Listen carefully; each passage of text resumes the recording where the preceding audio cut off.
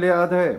محمد بنظبط الفوانيس، هو بيعمل الفوانيس وبيلزقها وانا ايه بظبطها عشان يعرف يلزقها وكده. دي فوانيس ليه بقى يا ادهم؟ فوانيس رمضان بنعملها. فوانيس ايه؟ رمضان. والله جدع على ادهم.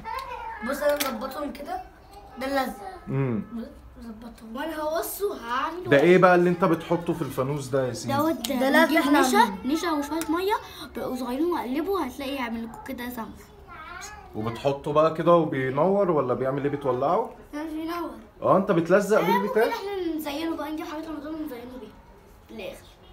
هو بص الحاجات الزياده اللي بره من التنه دي، شايفه؟ بقى بعد ما ينشف عشان لازم اقل ساعه عشان ينشف، عشان لو شلنا بتاع ده هتلاقيه بيقع. بس حلو والله ان انتوا بتشغلوا دماغكم وبتعملوا افكار. عملنا 3 والله بحب انا الافكار دي. استنى بقى ايه بقى اجيب لكم التقيله. يا دي التقيله اللي انت كل شويه تجيبها. استنى اروح اجيب التقيله. احنا اتفرجنا على التقيله. يا عم مش ناقصه قرف بقى، ايه اللي كل شويه اروح اجيب التقيله دي؟ تقيله.